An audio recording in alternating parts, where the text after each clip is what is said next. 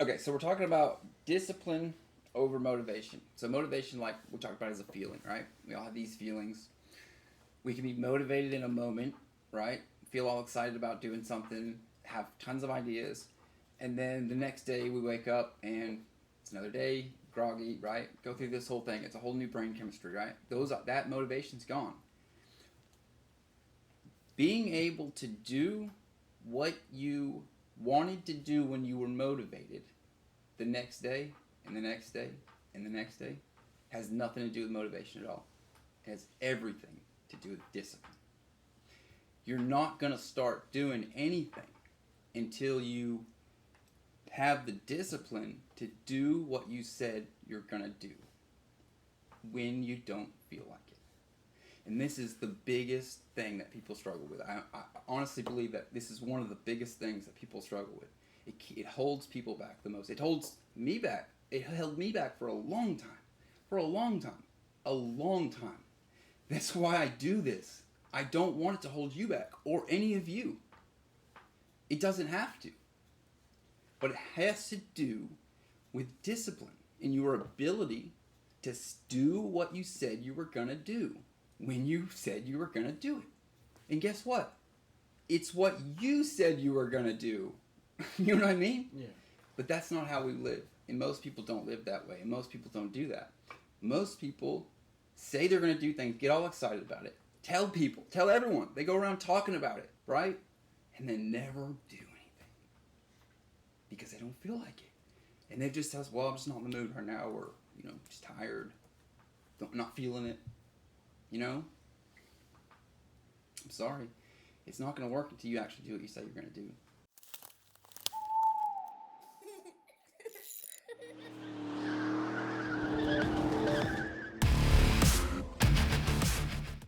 Okay, so we're actually going to look at the definition, and we'll have that pulled up for everyone. But I'm going to read this out. This is the Webster's definition for mindset. It's a noun, the established set of attitudes held by someone. Okay? It gives a example. The region seems stuck in a medieval mindset. Right? So just right off the bat, you could say that mindset has to do with your attitude, right? Your belief, the way you think about things, right? Okay, my take on it, it's a framing of one's own mind towards a particular belief, whether true or not. And I like to add that whether true or not because that plays a big role in it. As we get into this a little bit more, you'll start to understand that. Okay, so what is mindset really about? It's like the voices in your head. The voices in your head, right? The way we talk to ourselves, right? So it's the things that you say whenever you come up against something, right? Or in any case, right? If you're going to do anything, right? You'll have a particular mindset about it, right? Does that make sense? So if it's a good thing, maybe that mindset's a good in a positive way, right? But if it's a bad thing, maybe that mindset says different things, right? And that's where we're getting to what are the fundamentals of mindset, and it's the voices. It's that inner critic, the voices that we tell ourselves, right? So, that being said, where do you think those voices come from? Your mind. Okay. The way, and don't feel bad if you don't fully understand this, because to be honest, like I was probably 30 before I really understood that your mind is not. You don't just like all your thoughts are not your thoughts. Okay. And there's actually lots of different, let's say, modes of thinking, right? And the way the brain works is more like a series of neural networks, okay? So what I'm saying is that unless you understand that, you only really just think of it like, I'm either smart or not, right? So you think, I can either do this or I can't, right?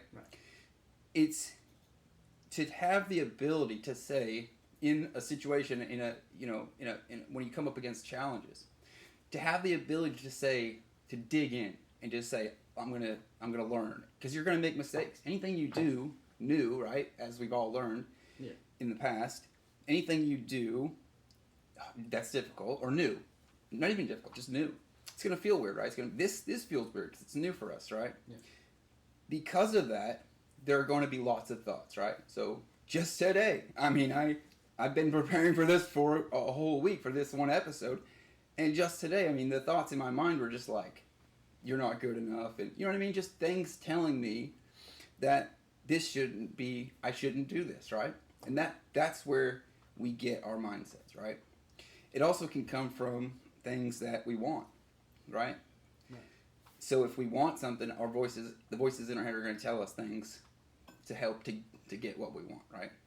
So this is what we got to be careful about, and this is one of the things that I want to talk about the most is how to regulate that to where it doesn't debilitate you.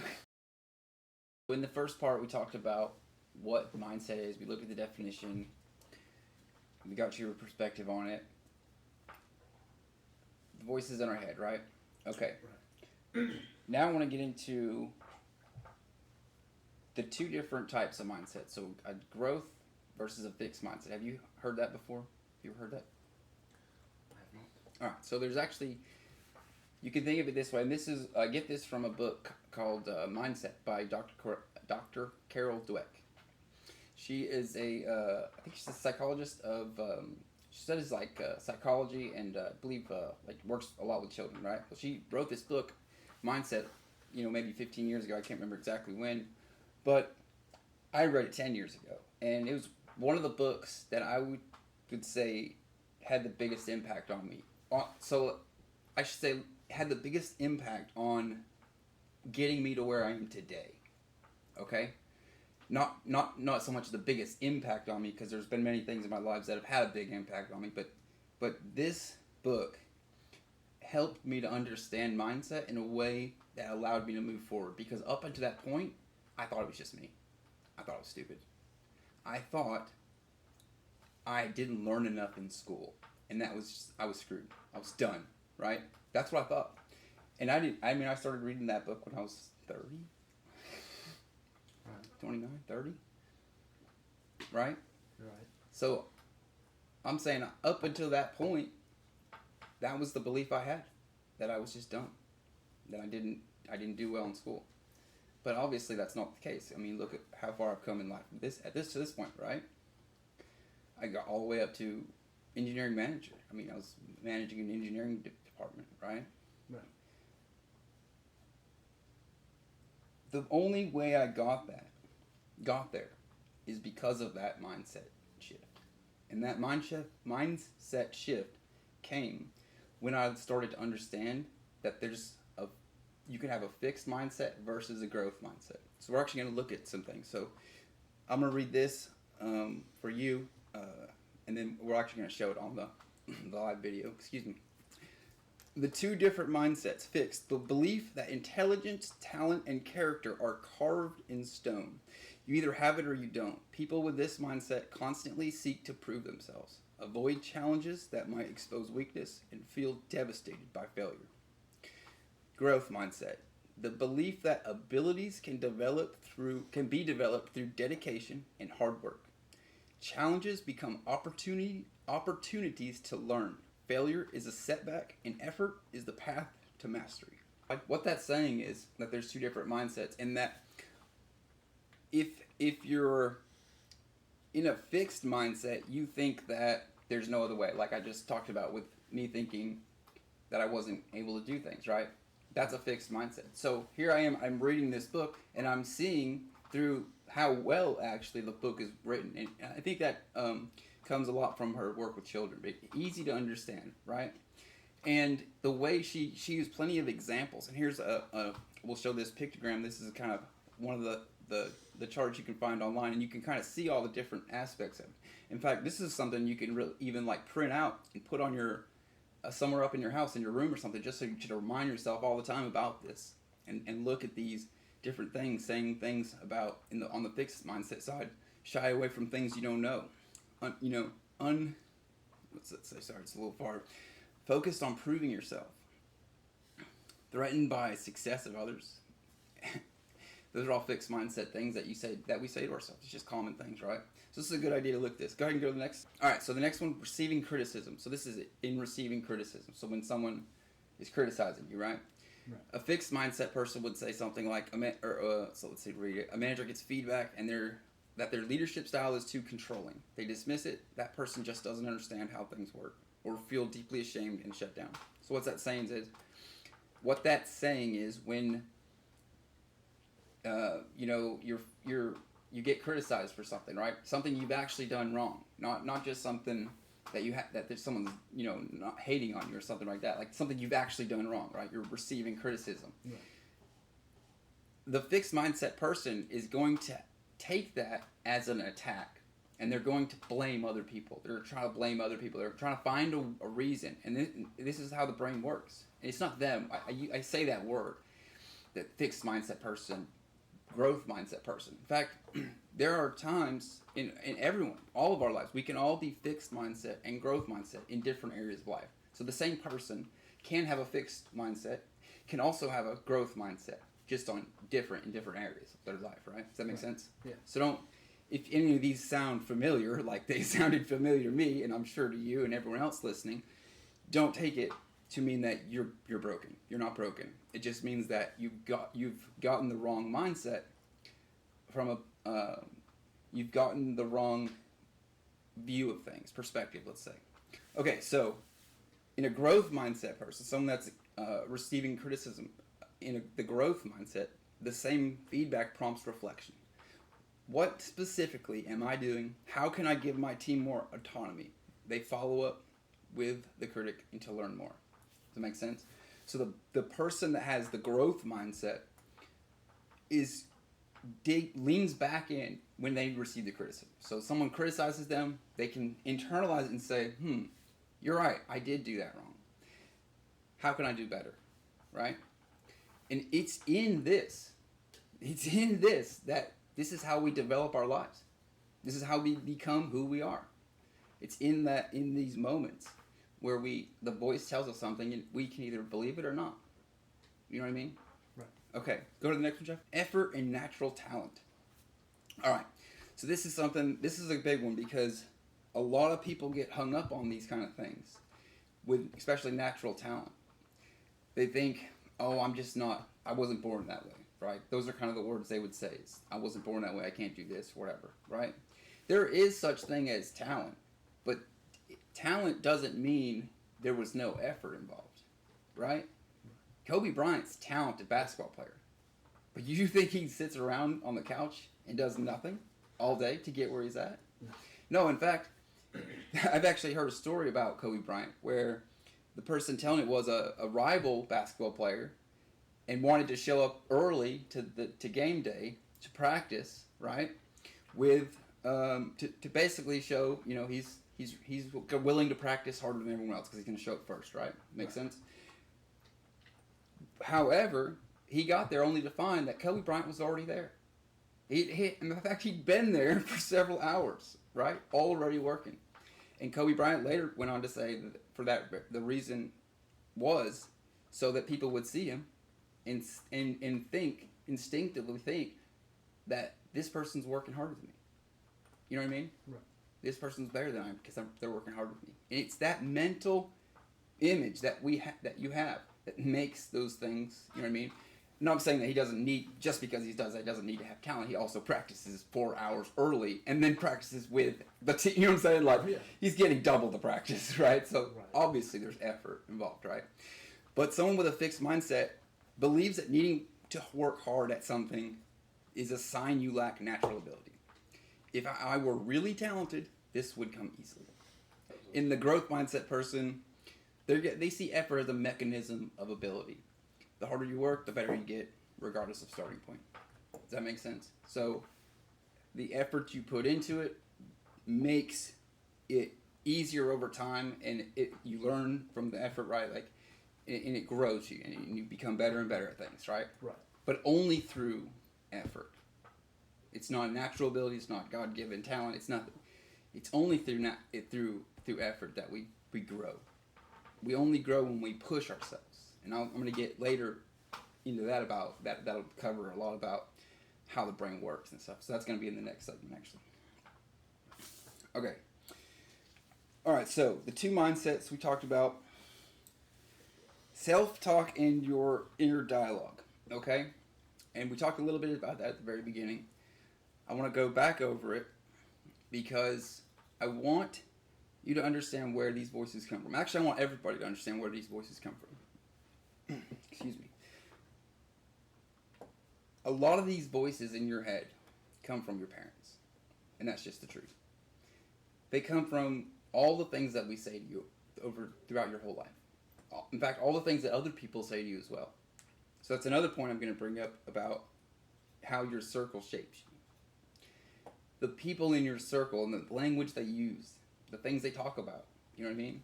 They shape who you are because of you're getting exposed to it constantly, over and over. That same thing. Does that make sense? Yeah. That's why it's so important to keep quality people in your circle. And I don't mean throw out all your friends. That's not what I'm saying.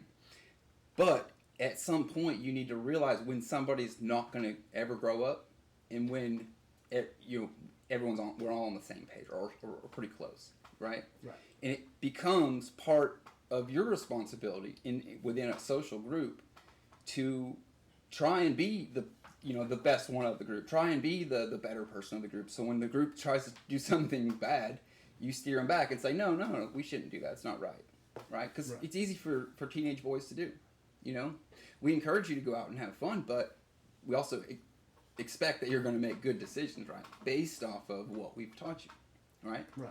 And as long as we can have that mutual understanding that you're not going to go out there and do stupid things, right? Yeah. Then, have fun. There's no, I have no expectation of when you're supposed to be home or anything like that. I mean, live your life, but what I'm saying is play stupid games, win stupid prizes. You know what I mean? Yeah. Okay, so another thing I want to bring up with this is discipline over motivation. Now, the difference here between discipline and motivation is that motivation is just a feeling. I'm motivated sometimes, right? And I get excited and I have all these ideas, right? And I'm motivated to do something. But that can go away. That can go away tomorrow. Matter of fact, when I wake up, I will not be motivated the same that I was motivated before, the day before. Does that make sense? Right. This is a whole new brain chemistry. I just slept, Discipline over motivation. So motivation, like we talked about, is a feeling, right? We all have these feelings. We can be motivated in a moment, right? Feel all excited about doing something, have tons of ideas, and then the next day we wake up and it's another day, groggy, right? Go through this whole thing. It's a whole new brain chemistry, right? That motivation's gone. Being able to do what you wanted to do when you were motivated the next day and the next day and the next day has nothing to do with motivation at all. It has everything to do with discipline.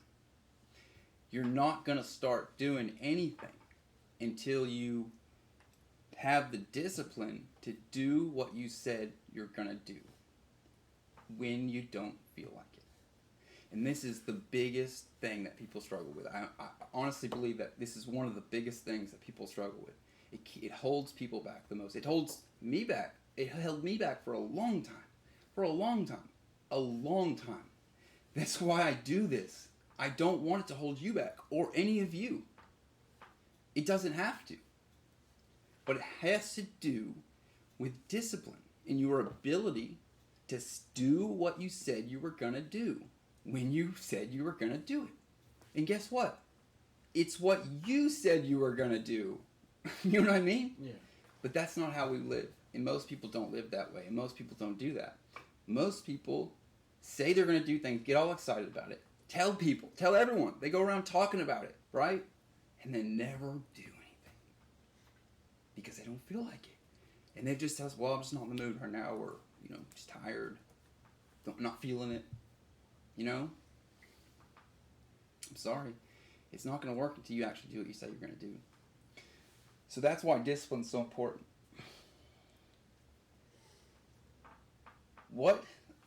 In all of this, what is in your control?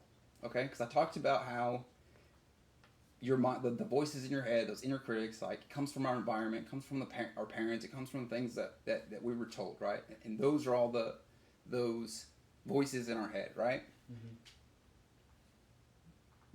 However, what part of that is in your control? What part do you think is in your control? How you think and your actions. Okay, your actions, right? Exactly. Not so much how you think, because we just covered But your thinking could be wrong, right? Your thinking could but, be But more your actions. right. Your actions. So, what's in control is your actions, and how we do that is by doing it, right? Doing the thing that you said you were going to do, right? Now, if you're trying something new, that could be a problem, right? Because it's going to cause all this. I don't call it, but I've heard it referred to as limbic friction, right? And you can kind of think about it as friction in your brain. You know what I mean? And this is what we kind of how we feel anxiety feels, right? Our brain's just stuck on something, right? Right. And it's because when you're trying to do something new, you're trying to create these new neural pathways, right? Okay, so now we're gonna get into. Oh wait, I got one more point. Identity-based thinking. This is an important one. So, in identity-based thinking, this is a really important one because this could really set people back. In fact, this does set people back. Lots of people. If you think that you're only able to do something because of who you are or were, because of who you think your identity is, that's your problem right there. That's one of your problems right there, because that's not true. You can shift your identity. Of course, you're who you are, but who you are is who you became over time, right? Right. And you can shift that direction anytime you want. You can shift it anytime you want. Here's the problem that comes with shifting that, okay? And by identity, do you understand what I mean by identity, right? By who you think you are. If you think, and I'll use an example from my own life, if you think something like I used to think that I just don't dance, or like I'm not a dancer, right? But I actually enjoy dancing now. Or something like sushi. I forever said that I did not like sushi, but I just never tried it. I just said I didn't like it. So my identity was that I didn't like sushi, right? So anytime it came up in the future, and anytime your mom was like, hey, let's try this sushi place, I'm like, no. Sushi? No. Right? I tried it one time, and now I love it, right? Now I eat sushi all the time. But I had this identity that I thought I just didn't like sushi. But it wasn't really true. It's just that I didn't try it, right? So I didn't like the idea of sushi at the time. But I had convinced myself that I just didn't like it, right? So that's what I'm talking about, identity-based thinking. And you can kind of see how that can get you into trouble, right? So how do we go? Now to get back onto the aspect of shifting your identity, okay? You can shift your identity. Anybody can. But here's the truth of it. The truth of it is, if you want to shift your identity outside of the circle you have, the group you have, including your parents, right? Your mother and your father, and what your mother and father and all your friends know, what's in their wheelhouse, you're kind of on your own. Does that make sense? Yeah. You either need to find a new group that has all the mechanics of what you want to do, right? Because in anything, if you call it videography or engineering or art, anything, right? It involves working in that industry, right? Involves all these little nuanced things. And for someone to have the ability to understand and maintain the knowledge of all these little independent things that hasn't done that thing, it's not going to happen. So if you want to go off and do something that your parents didn't do, right? You're welcome to do that. We encourage you to explore where you want to go in life, but understand that limit. There's a limit in how we can help you there, right? Does that make sense? Right. Because our job is to guide you through life, not push you through life, but guide you through life. You can think about it like this: you're on a path. We're all on paths, right? My job is to shine a light on the path in front of you, and by shine a light, I mean inform you, help you when you need help. So you go off doing what you want to do on this path. You've got a purpose, right? A vision for where you want to go on this path. Okay? More power to you. You come to a roadblock, you can come back to me and say, hey, Dad, I'm stuck here. What do I need to do? And I'll set you straight. You know what I mean? And we talked about this in the last episode. I'm always going to set you straight. You know what I mean? I'm the one that's going to tell you the truth. I got nothing, no reason not to. I only want to benefit you. I only want you to succeed. You know what I mean? So by telling you a lie, how am I helping you? So I'm the only person in this world, really, for you, that you can come to for total honesty. Now, there are things that I don't know you'll need to go in the future. You'll need to go to other people for, and that's fine. But you should always be able to come back to me, like I can always go back to my dad for what he knows, and he helps me a lot with what I don't know, but he knows, right? Right. But that relationship is fragile. Okay. All right. So, to understand mindset a little bit better, we got to talk about the brain a little bit, okay? So we're going to get into a little bit of the brain science. The point here is not to confuse anybody or not to use big words, but to try and understand the mechanics of mindset and how we can improve the things in our life to make those things better. So when you do come up against challenges, because it's inevitable, right? You're always going to. But when you do, changing how the inner critic talks is one huge step towards becoming who you want to be. Okay? So, neuroplasticity. Have you heard this word before? No. All right, so we're going to play it real quick, just a quick clip. Just say it. Go ahead, Jeff, go ahead and play the clip. Watch this, and then we'll talk about it. How does neuroplasticity work? If you think of your brain as a dynamic, connected power grid, there are billions of pathways or roads lighting up every time you think, feel, or do something. Some of these roads are well travelled. These are our habits, our established ways of thinking, feeling, and doing. Every time we think in a certain way, practice a particular task, or feel a specific emotion, we strengthen this road. It becomes easier for our brains to travel this pathway. Say we think about something differently, learn a new task, or choose a different emotion. We start carving out a new road. If we keep travelling that road, our brains begin to use this pathway more, and this new way of thinking, feeling, or doing becomes second nature. The old pathway gets used less and weakens. This process of rewiring your brain by forming new connections and weakening old ones is neuroplasticity in action. The good news is that we all have the ability to learn and change by rewiring our brains. If you have ever changed a bad habit or thought about something differently, you have carved a new pathway in your brain and experienced neuroplasticity firsthand. With repeated and directed attention towards your desired change, you can rewire your brain. All right, so neuroplasticity. So you've heard the word, right? What does it actually mean? Well, this is describing, and if you kind of just break down the word neuroplasticity, so neurological, right, referring to the mind, the brain, right? And then specifically the wiring part of the brain, like neurological, right? So not the mind, but the mechanic, the hardwiring of the brain, right? When we're talking about neuro, and then plasticity. Now, obviously, from the word plasticity, we can derive plastic, right? So what is plastic? Plastic is malleable, right? Can be deformed, can be changed even, right? With enough like heat and pressure, right? You can change plastic and reform it. So plastic. So neuroplasticity means that your brain can change. Isn't that great?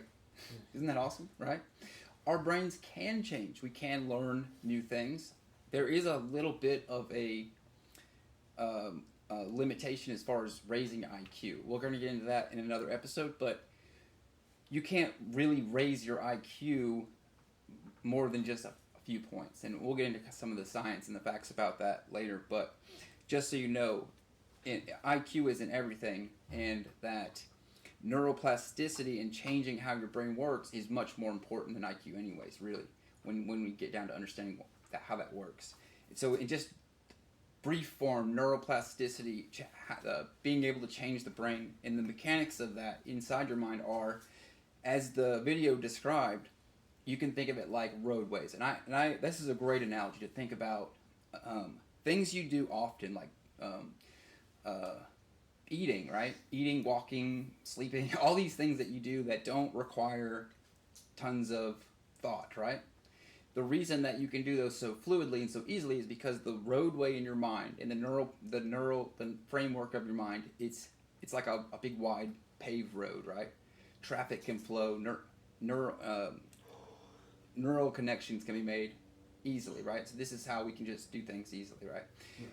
Anything new, you have to grow those neural pathways. You have to build the roads to get to the new synapses, essentially, in your mind, to connect new thoughts, new neural networks, to expand your mind, to make thoughts grow, right? Yeah. However, changing your mind, changing your brain, the neuroplasticity, getting that to take root, requires repeated effort in a specific direction. And a lot of people have analogized this to thinking about it like you're riding on top of an elephant. You're like a pilot on top of an elephant. And this is a great way to think about it because the elephant is huge, right? And it's real powerful. And you can steer the elephant, but barely. You gotta pull really hard. If you've ever seen an elephant pilot drive an elephant, right? You gotta pull really hard, and it's gotta be sustained pulling to get it to turn. And if you let go, what happens? The elephant wants to go back straight to follow the herd, to follow the largest, the widest road, the biggest path, the path of the least resistance. Does that make sense? Yeah. So if you think about it like that way, to change the direction of the elephant from the path it's on to a new path that you want it to go on, it requires sustained effort, right? Until that pathway becomes a road. And that's where you get into building habits, okay? Okay, so the brain's ability to rewire itself based on experience and repetition is called neuroplasticity, and it's how we learn and grow, right? Does that make sense? Yeah. Okay. Now we're going to get into what disrupts that process, okay? Because that's important to understand what disrupts. There, I got it. Disrupts that process, okay? And what happens is stress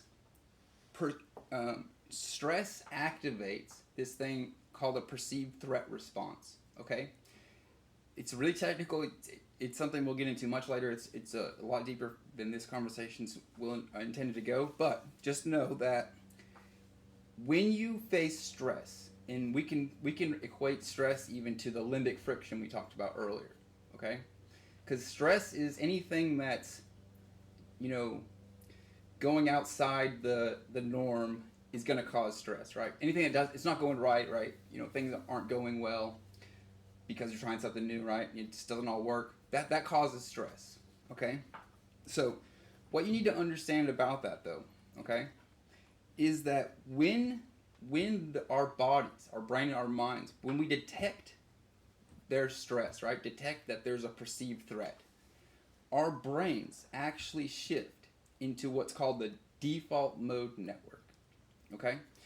The default mode network is you can think of this as like a pattern of neural connections that makes up a neural network, right? But a neural network is kind of like a mind state. So it's like the way you see things and how they work and what you perceive and the thoughts that you can have all exist within this mind state. And I have this mind state right now. I have a certain mind state where I can have this conversation. But if I was in the kitchen making dinner or making food or something like that, right, my mind state might be something different. Or if I'm having a conversation with somebody, or versus going to a thrill park or something, right? You can imagine the experience is going to be different. But along with that comes different mind states, okay? Makes sense? You staying with me? Okay, I might be going a little bit deep on that one, sorry. But getting back to the stress part, what happens when we perceive stress is our brain shifts back into this default mode network. In this default mode network, have you ever heard the term fight or flight? Yeah. Okay, so this is fight or flight. This is fight or flight versus rest and digest. And this is the parasympathetic nervous system versus the sympathetic nervous system, okay? Understanding those two things is really important in life because you need to understand that when you're stressed, you're not you. You're not really you. You're a pattern of prior thoughts, feelings, and emotions from your entire life. it all lives within this default mode network, okay? And it's what gives us the ability to make predictions when we perceive a threat, okay? So you have to imagine it like this. Thousands of years or million, whatever, for a long time, humans lived in the jungle, right? They lived in the plains of the deserts, right? And had to fight off lions and tigers and things like that. So for a human to actually survive that, right? To survive walking through the jungle at night and hearing a twig snap, right? Your brain now needs to really, really, really focus on, like hyper focus on what that is. And if it requires your logical thinking to do that, we wouldn't survive. You wouldn't survive because your logical thinking actually takes some time. It actually takes you getting into a relaxed state, even to being relaxed, to have this logical thinking part. Yeah. So what does that mean? That means that when you're stressed, when your body perceives stress, and stress is not just pulling your hair out. People could be smiling and they look like they have everything together, and they're totally, totally, totally stressed out. Just totally stressed out. You know what I mean? Yeah. It's internal work. Stress is internal. Okay? Of course, just the word stress can mean other things, right? But what we're talking about is that it's the stress that we're talking about is an internal stress, right? How you feel about, everything, right? Okay, so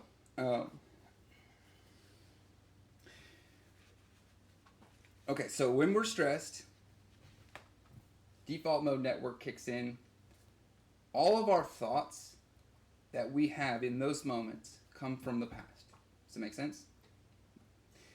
That means that it includes all the self-talk you've ever everything, all the things you've seen, all the things you've heard, whatever everybody's told you about the future. Okay? However, none of that is 100% accurate because it's a prediction based off past experiences mixed with what you're seeing right now. Okay? Mm-hmm. So if I perceive something different, my brain is actually going to show me that threat. It's going to make it into a threat because it thinks there's a threat, so it makes it into a threat. This is what happens when we're stressed. Okay?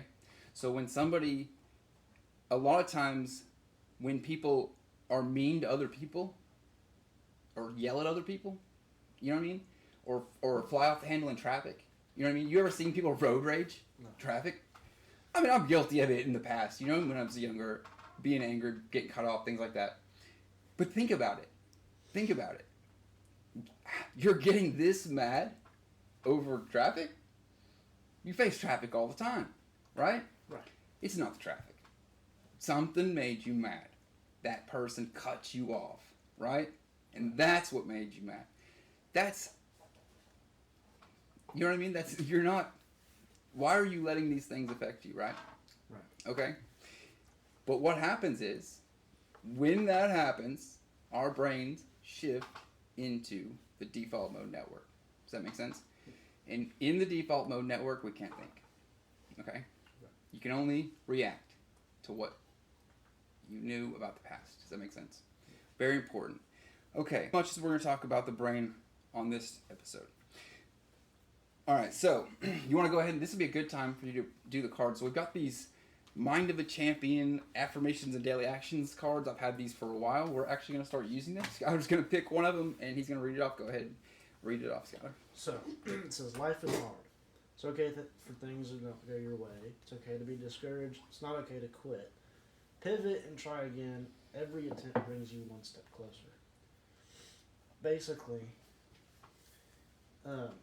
saying don't give up and try again. And don't just stop and say, oh well. Yeah. You gotta try again and not quit. Right. Yeah. Life is hard. In fact, it really is.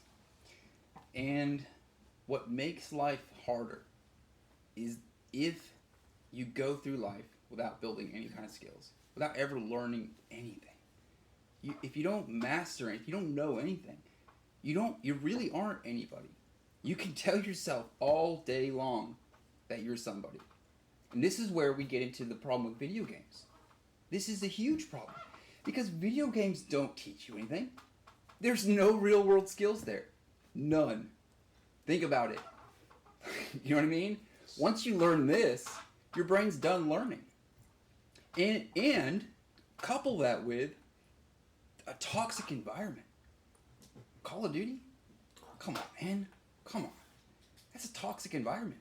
People yelling at each other all the time, ragging on each other. Yeah, it's all good fun, but it's all good fun when the group of guys are together, right? Because that way, if somebody crosses a line, we can talk about it. We can talk about it right now. In fact, if somebody really crosses the line, we might just jump to rolling on the ground about it. You know what I'm saying? Right. That might be the case. Even today, somebody could come and say the wrong thing, and that's it. You know what I'm saying? Yeah. But that's because, and that's actually what keeps us in check. It keeps us from being immature and saying stupid things to people that we shouldn't be saying stupid things to. But if you're doing it in a video game, it doesn't matter because they don't know who you are or where you're at. So this is where immature people thrive. Oh, and they get good at it too. And the better they get, the worse it is because now they're good at the game and they can talk shit on you and about you and even kill you a lot in the game, during the game. And they're a totally terrible person. They're a really bad, just a terrible person. What? Who does that? I've played and I've heard people be encouraging. Those people are awesome. Those are the real ones. Thank you to all the real ones out there that are being encouraging to people and not just shitting on people all the time. Okay, life is hard. But what makes it harder, on top of not having any skills, on top of the ability to just throw yourself into something that's worthless, right? You can have all the kill ratio you want on that game, it doesn't matter. It ain't going to help you in life at all. Nothing. Not at all. So if that's what you focus your time on and your energy on, you're in a lot of trouble. I'm not saying you can't play video games. I play video games. So couple that with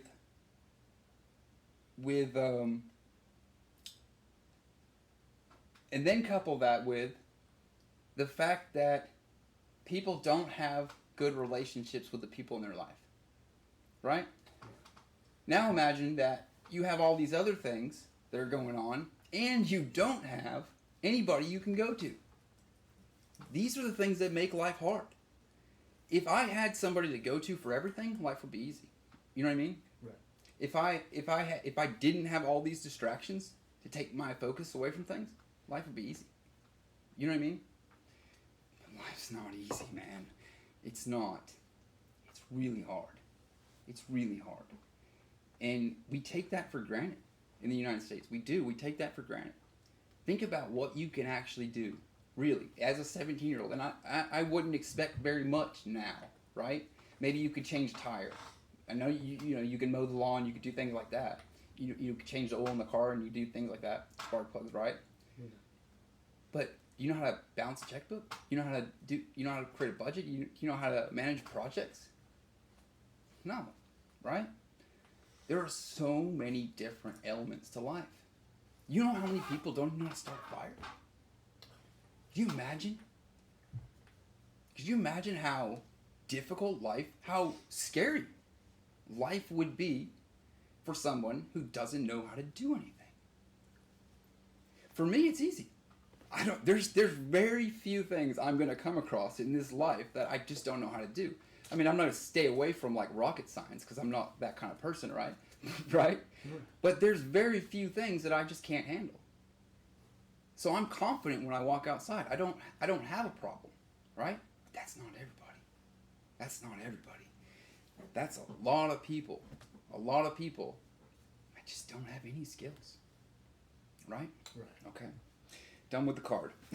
All right. So we talked about mindset. We talked about the definition. We talked about where the inner critic, right? We talked about where the inner critic comes from, right? Our environment, our parents, all these things, right? Right. Good or bad. And that's one of the things that's most important here that I hope parents get. Your words affect how they grow. Your words affect how they grow. Your words affect how they grow. They really do. And that's important. I hope people understand that, because I hear a lot, when I'm outside and I'm here in grocery stores, I hear people talk to their kids. And I hear some of the things they say. You're planting seeds of death if you speak like that to your children, if you speak down on them negatively, yell at them all the time, tell them no just because you don't want to deal with them. Right? Right. It's important that we allow our children to develop in an environment that's safe for them, that's free from hostility. No one's yelling at them all the time. They don't feel any threat. They feel like they can go to their mom and dad for anything. That's the environment that we're trying to establish for you guys. An environment where you're not afraid to come knock on my door. If you got a problem, knock on my door, come in my office. My door's a lot of times just open. Come in my office, talk to me. You can do that. And I'll stop what I'm doing and I'll help you. Now, if it's just somebody coworker or someone I work with came and did the same thing, I'd say, hold on, I'm busy. I'm working on this one thing. I'll be with you in a minute, or maybe we have something scheduled. But for you, no. I drop what I'm doing. You're the most important thing. You know what I mean? Yeah. You're important. So I don't care if you bother me. I will at some point if you just bother me with stupid stuff, right? Of course. Right. But if you have something, right? I don't want you to feel like you can't come to me. Okay? Okay. So we learned about that. We talked about the default mode network. We talked about neuroplasticity. We talked about stress, right? How stress can cause our brain to go into this mode where we can't think. It's a whole thing. Matter of fact, when we're in this mode, our body doesn't do what it's supposed to do, right? Even. So that's something to think about. Okay. Now, I want to get into some takeaways and some practical applications. I want to help people with this information. So, one of the things that you can do, that anyone can do, that's super, super powerful. This is a huge, huge tip for reframing how we talk to ourselves with this one word. Can you think of what the word might be? Yet. Yet. Not yet. I'm not good at math yet. I'm not good at X, Y, and Z yet. That one simple word changes the entire dynamic of the way you talk to yourself. Because now it goes from an absolute, I'm not good at math, to a possibility. And when you have a possibility, your brain gets to work on a solution. Versus when you have an absolute, your brain shuts down because it doesn't need to expend the mental energy, the caloric energy, to think of how to fix the problem, right? Right. So that one word alone can change everything in it, and that's free for anyone. Anybody can use that one word to reframe the way they talk to themselves. It doesn't happen overnight. In fact, it's difficult to start working that in, but write it down. Think about it. Work that word in. Call yourself out. Call other people out even when they say something, when they say one of these absolutes. Like if you hear somebody, they're struggling with something, they say they can't do it. Say you can't do it yet. Correct them, because that's the truth. The truth is they can't do it yet. Okay. All right. Effort. Okay. This is an important one, okay? And this is important for parents too, because this is how we're developing our mindsets, okay? Effort praise versus outcome praise, okay? Now, let me explain that. Outcome praise is if, say Amelia comes home with an A, and I say, oh, great, honey, you're so smart. You're so good at math. You're so smart. Imagine I say that. In fact, I'm probably guilty of saying that, right? I know I'm guilty of saying that with you 100% in your earlier life, right? Right. However, what I discovered from the book Mindset was that by doing that, I'm actually fostering a fixed mindset in you. I'm giving you a fixed mindset because the way I'm presenting it is when you get to do something good, it's that you're gifted or you're talented or you're just really smart. Especially smart. Smart's a really, really good example because here's why. You're going to face things that you're not able to figure out. You're going to come across something. I hope you do. You're going to come across something you just don't know or you can't figure out. So what happens if you've been told your whole childhood that you're smart, but then you come across something that makes it reality seem like that's the lie?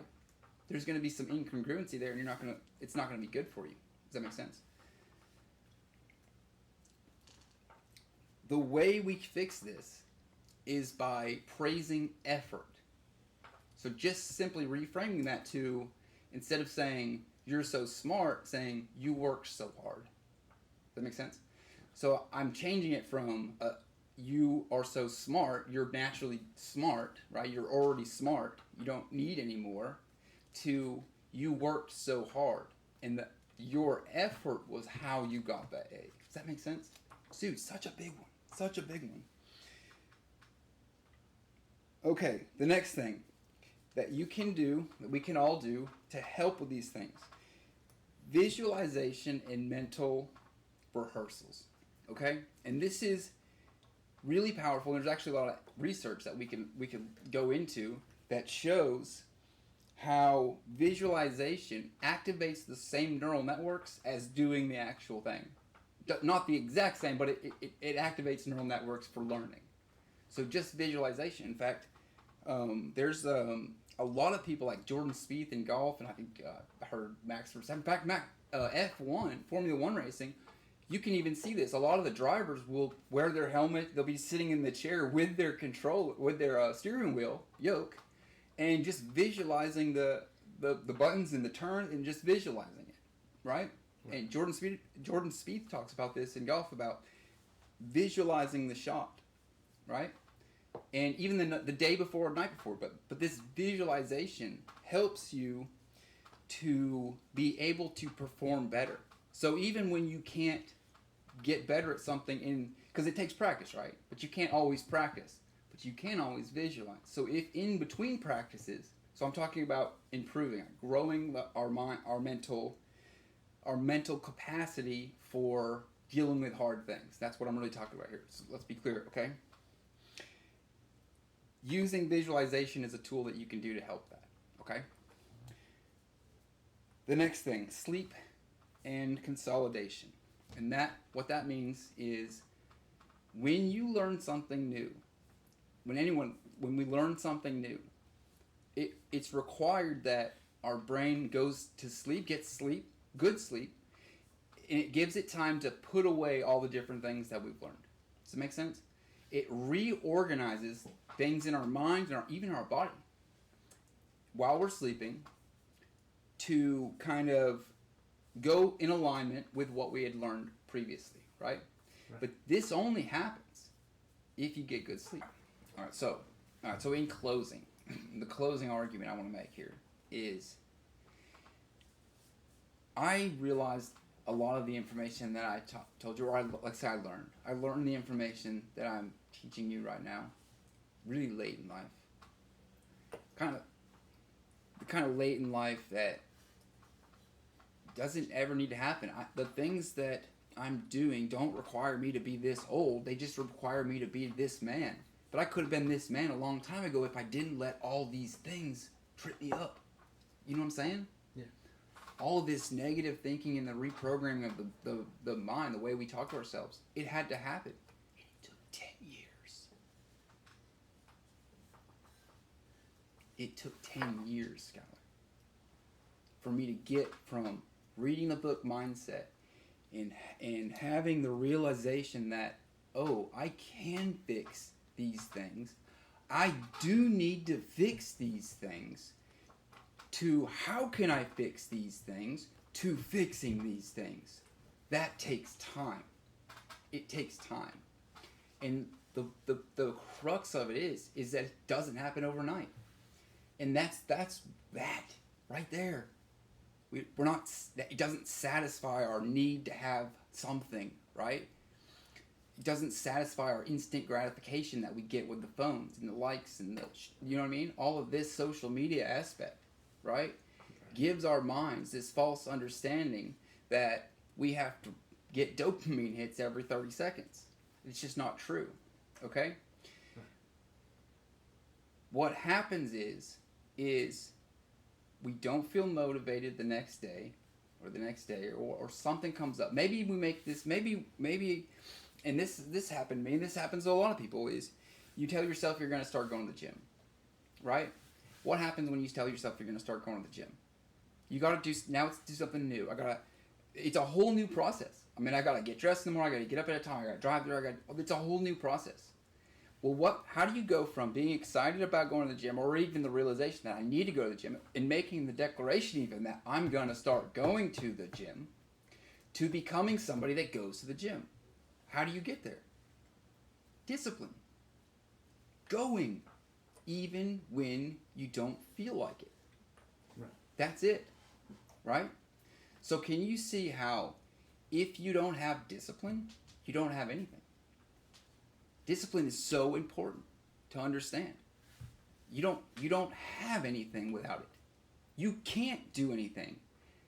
The very fact that tomorrow you're not going to feel the same as today guarantees you're not going to go anywhere if you don't have discipline. The kind of discipline that you need. Now, you don't need to have Jocko Willink discipline. You know what I mean? You don't need to have the kind of discipline that David Goggins has, right? You ever heard David Goggins? Yeah. Oh, we'll have to do a show, just like a whole segment on him, because it's phenomenal what the man can do, what anyone can do, the human mind can push themselves to if they just do it, like will it, right?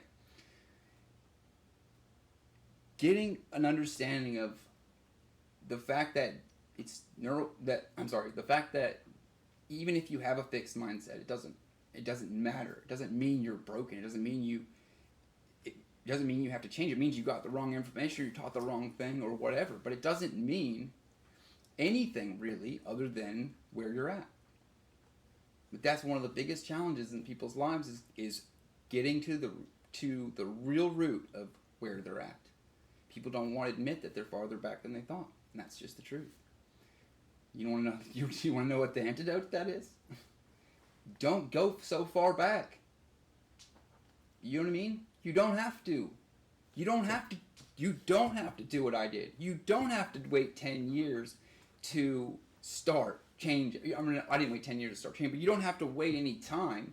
You don't have to wait until you're 30 to start getting your life together. You know what I mean? Right. You get your life together when you say you're gonna do what you're gonna do. That's it. That's it. That's really it.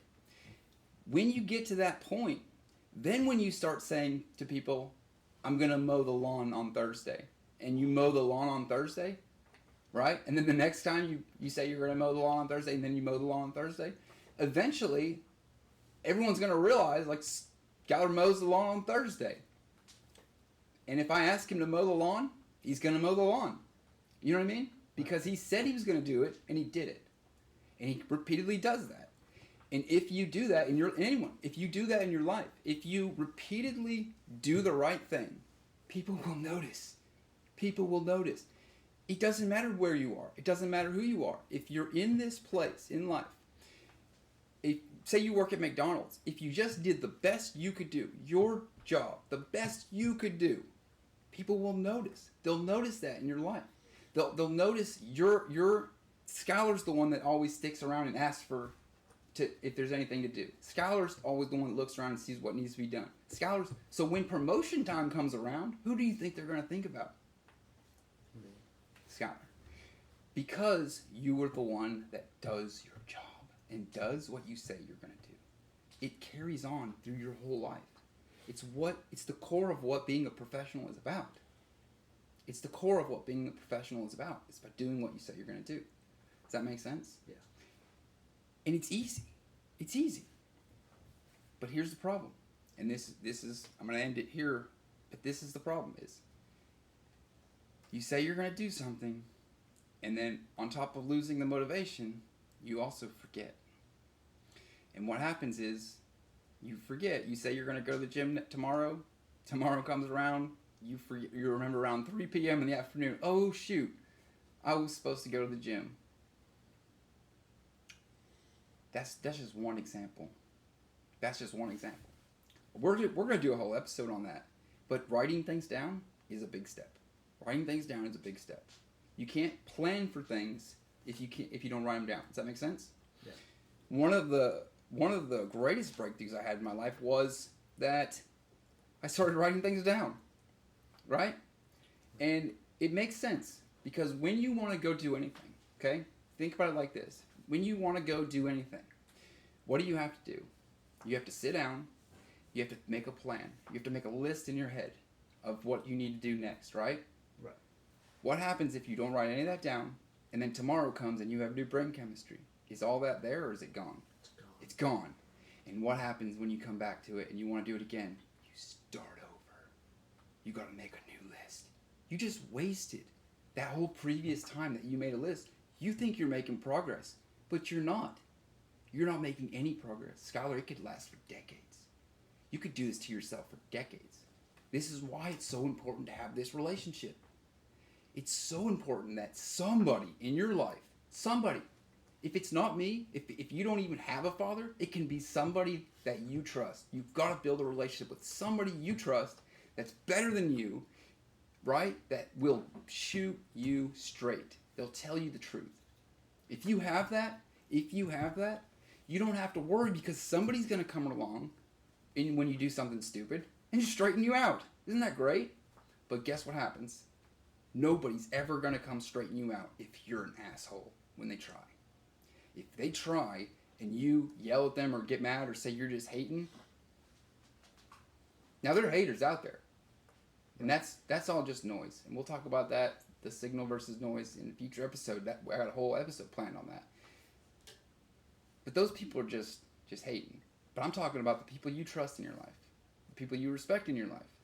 When those people come to you and say, hey man, you're kind of doing this wrong, or maybe you shouldn't be doing this, you should listen. You should listen. It's important to have those relationships. Yeah. Right? All right, I'm going to close on this one thing. The real question is not whether or not you'll face hard things. You're going to face hard things, right? I hope you do face hard things. The real question is, what are you going to do when that happens? Who are you going to be when you face those challenges? Are you going to be the right person and take on the challenge?